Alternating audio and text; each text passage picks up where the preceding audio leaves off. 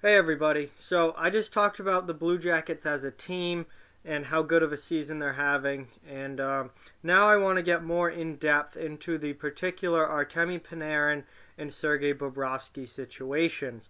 So the big stories surrounding the Blue Jackets pretty much all season long have been the contracts of Artemi Panarin and Sergei Bobrovsky. Bobrovsky, obviously their starting goaltender, his contract is up at the end of the season. It does not look like he's going to be returning to Columbus. Panarin, he's their best goal scorer, or at least one of their best. Atkinson's probably their best pure goal scorer. Panarin's probably their best pure offensive player. But anyway, top line winger Panarin, his contract is also up at the end of this season. And if you go back and once this started getting talked about towards the beginning of the year, and even a little bit before the season started, the big question was what happens with these two players? Does Columbus trade them? Does Columbus keep them for this season and then lose them for nothing in free agency? Does Columbus re-sign them? What's going to happen? And there's been trade talks involving, especially Panarin, big time trade talks involving him, but it's all just rumors. We don't know what's actually going to happen. Now, back at the beginning of the year, it seemed like there was virtually no chance of Artemi Panarin staying in Columbus. There were all these reports that he didn't like the city, he didn't want to stay there long term. It was nothing against the team or his teammates or anything, but he just didn't like the idea of living in Columbus long term. He wanted a big city market like a New York or back to Chicago or LA, some huge city like that. Columbus, Ohio is not LA. Columbus, Ohio is not New York City. I've never been there. I have nothing against it. But just in terms of scale, nightlife, media, party scene, everything, Columbus, Ohio is not New York City. So the thought was that Panarin was going to finish out playing this season in Columbus and then sign in the offseason with another, a big city team like that. There was talk about him going back to Chicago. There was talk about him signing with the Rangers.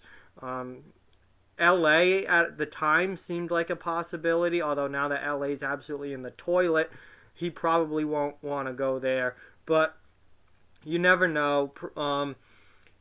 Anyway, it seemed like there was virtually no shot of Panarin staying in Columbus.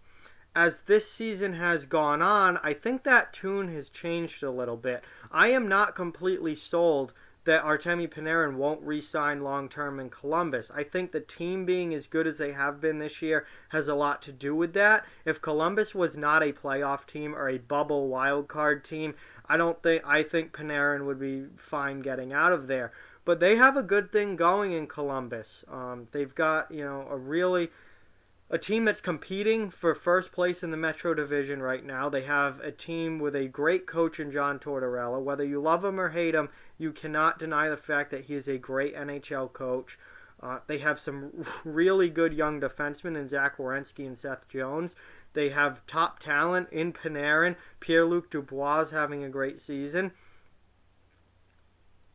Cam Atkinson is, probably their best pure goal scorer. They have a lot of good pieces in Columbus. So maybe Panarin's not so quick to jump out and leave Columbus after all.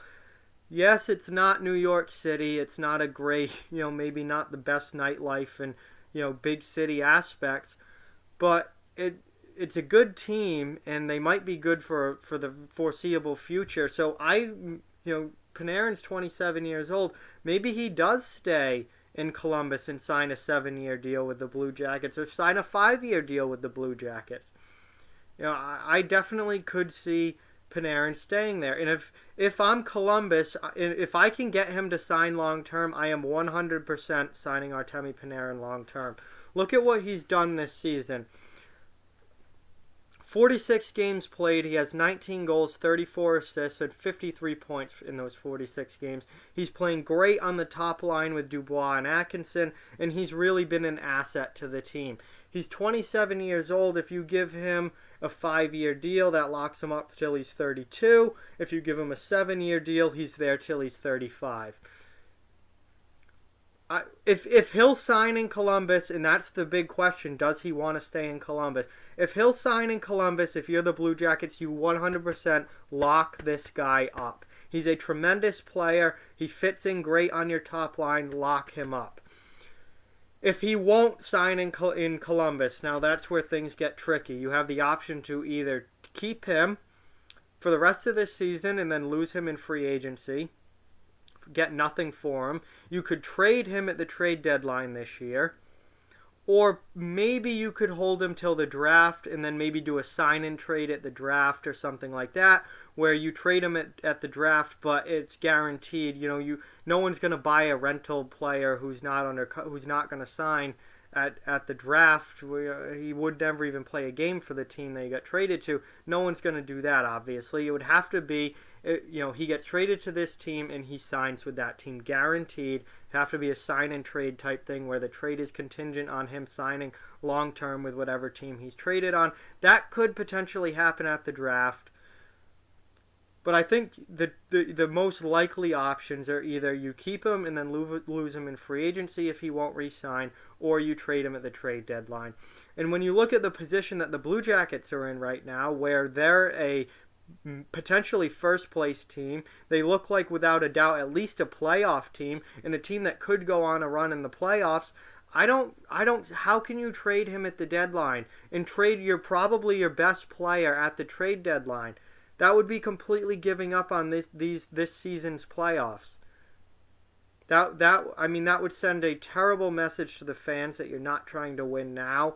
Obviously you would get a haul in return for Panarin, but I don't see how you could possibly trade your best player when you're a playoff team. It's not like they're sellers. Columbus is not sellers at this seller at this trade deadline. They're buyers, if anything. They're gearing up for a deep playoff run. So I think trading him at the deadline is pretty much out of the question at this point because the team is so good. If the team wasn't good, then obviously you sell him at the deadline, get what you can for him, which would be a lot, and start rebuilding. But they're not in that situation. Columbus is not going to rebuild right now. They're going to go for the Stanley Cup right now. So you have to keep Panarin and risk that he doesn't re-sign. Maybe you get a sign and trade deal at the draft. Maybe you lose him for nothing in free agency. That is a chance you're going to have to take because right now the Blue Jackets are a good team who should be focused on making a playoff run.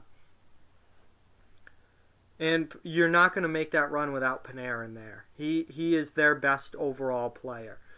At least their best overall forward. You could argue maybe Jones or Werenski as a defenseman is their best overall player, but Panarin is without a doubt their best overall forward. So, again, if anything, I am trying desperately to re-sign this guy long term. I want him staying in Columbus long term. Give him $9 million a year. Give him $10 million a year if he wants it. He's worth it. Sign him long term. Now, this video is already getting pretty long, but we're just getting to Sergei Bobrovsky now because Bobrovsky is the starting goaltender. He's 30 years old. He's been the Columbus' goaltender for a number of years, not having a great season. 33 games started. He's 19, 14, and 1 with a 2.91 goals against average and only a .904 save percentage. These are not Sergei Bobrovsky-like numbers. He is having a down year this year. The team is still winning decently without him playing great, but overall he's having a down year for what he normally does in the net. You normally would expect a much closer to 2.5 goals against average and a save percentage at least of .915, if not up near .920. Both those are really not great this season. Bobrovsky looks like he's not re-signing long-term in Columbus. I think Panarin has a much better chance of staying in Columbus long-term than Bobrovsky does. I don't think Bobrovsky is signing in Columbus and staying there. I think they're going to move on from him. He's 30 years old. He's not having a great season. The trade market right now is... who are they going to trade Sergei Bobrovsky to? Who is buying goaltenders right now? Nobody. If you're a playoff team and a buyer at the trade deadline, your goaltending situation is already set. No, there's no. If you're not in the playoffs, if your goaltending situation isn't already set, so there really isn't going to be much of a trade market for Bobrovsky at the deadline. The teams that need goaltending help are all bottom-feeding non-playoff teams who are going to be selling at the market, not buying, or at the deadline, not buying. So Bobrovsky likely just walks away in free agency and signs somewhere else. It's pretty unlikely, I think, at this point that Columbus gets anything in return for Bobrovsky. I think that teams will just wait until he hits the open market, and once he becomes a UFA on July 1, they'll make their offer for him. I don't think they're going to give anything up for Sergei Bobrovsky at this point, because the teams that would be interested in him, they don't need him this season. They're non-playoff teams, so they're just going to wait till he's a UFA and see what they can do in free agency. So I have Joonas Korpisalo's numbers up here, and why is that? That is because if you're the Columbus Blue Jackets and you're not re-signing Bobrovsky, what are you doing at goaltender? You, at that point, are saying that Joonas Korpisalo is ready to be a starting goaltender in the NHL. If you're not going to bring back Bobrovsky, then Korpisalo becomes your starter for next season, doesn't he? I mean, unless you make it a trade or a signing in the offseason, but I think you would just re-sign Bobrovsky at that point, wouldn't you? So you're going all in on Korpisalo, I guess. If you don't bring Bobrovsky back, then Korpi is your starting goaltender. He's 24 years old. He started 15 games this season. He's 9-3-2 in those games. Record is very, very good. However, again, the numbers aren't great. 2.95 goals against average, that's pretty high. 901 save percentage, again, nothing spectacular there with the numbers, but the record is very good. The team is winning when Korpisalo is in net. Is Korpisalo ready to be an NHL starting goaltender? I don't know, because we haven't seen a lot of him. Bobrovsky's a guy who plays, mid-60s number of games every year, sometimes even 70 games. So Korpisalo hasn't, those 15 games, he only played 17 games all of last season. So those 15 games are a lot for him to this point in the year. Last year, his goals against was over 3. His save percentage was not very good. He did not have good numbers last year. His numbers are better this year, but they're nothing spectacular. Is he ready to be a starting goaltender? We don't know. He's a career backup. He's 24 years old. He's been the backup for Columbus for a number of years now, where he's only been playing, 14, 15, 16 or so games each season. So we don't have a long-term idea of what he's going to look like over a full season, because he's only played a minimal number of games every year. His rookie year, he did come up and play, I believe, 30 games, because Bobrovsky got hurt that year. But that was like 3 or 4 years ago now. It's been a while. He was okay in those times. But again, last year the numbers weren't good. They're better this year, but still not great. I don't know if I would put all my eggs in the Joonas Korpisalo basket. But if Bobrovsky doesn't come back, it seems like that's what they would be doing. So, if I'm Columbus, if I am the Columbus Blue Jackets, I am keeping Sergei Bobrovsky for the rest of this year. I am keeping Artemi Panarin for the rest of this year. I am seeing what kind of noise I can make in the playoffs this season. Because you have a very good team, and you have a team that is playing well. And if Bobrovsky ever, he isn't having a great season. If he ever got on a hot streak or got back to being the Vezina level Bobrovsky, this is a team that could make a very deep playoff run. So I am not trading either of them at the trade deadline, because that would cripple your team for this season, and I would not do that with this team. They're a good team. Panarin, I am trying extremely hard to re-sign. And really, really hoping that I can lock him up long term. If not, then you maybe do a sign and trade at the draft, or you're going to lose him in free agency, but it is what it is. Bobrovsky, I don't think that you're re-signing Bobrovsky. if I'm Columbus, I'm not re-signing him. And then you're hoping that Jonas Korpisalo is the goaltender of the future and ready to go and be a starting goalie next season in the NHL. What I am doing, though, is if Bobrovsky leaves, I am bringing in a veteran backup goaltender to back up Korpisalo, much like the Boston Bruins did with Yaroslav Halak this year. Now, obviously, it's a totally different situation with Tuukka Rask. Tuukka Rask is not a first-time starting goaltender who's in his early to mid-20s.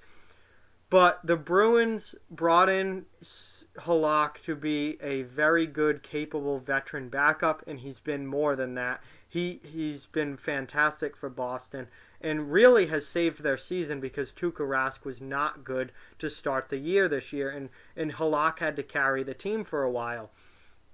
If I'm Columbus and I am going with Jonas Korpisalo as my starting goaltender, who's 24 years old and next year will be in his first season starting, I am bringing in a veteran backup goaltender to give him, at least that presence behind him, that if things go south with Korpisalo, this veteran guy who's won in the league before can step in and maybe start for a few weeks, maybe have to start for the whole season, and then he kind of holds things in place until you can get a long-term answer at goalie if Korpisalo is not it.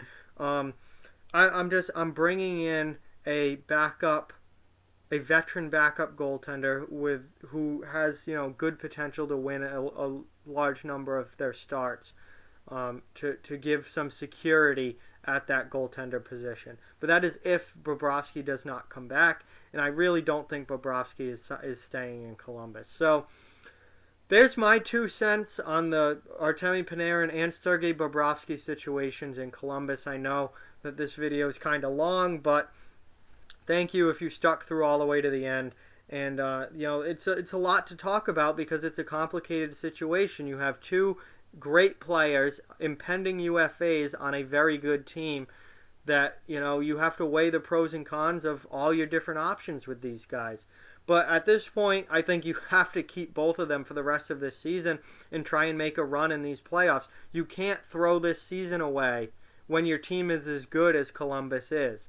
You can't just toss the season down the drain by trading away your best forward and your starting goaltender. That would make 0 sense. So that's just my 2 cents and my idea of what I would do if I were Columbus. With that, like, comment, share, subscribe, follow on social media. Check out offthewallhockey.com. All those links are down in the description below. If you'd like to further support the channel, the links to our Patreon and merchandise store are in the description as well. Keep spreading the word about this channel. Let's keep this thing growing. Thank you very much for watching. I hope you enjoyed the video, and I'll talk to you guys soon.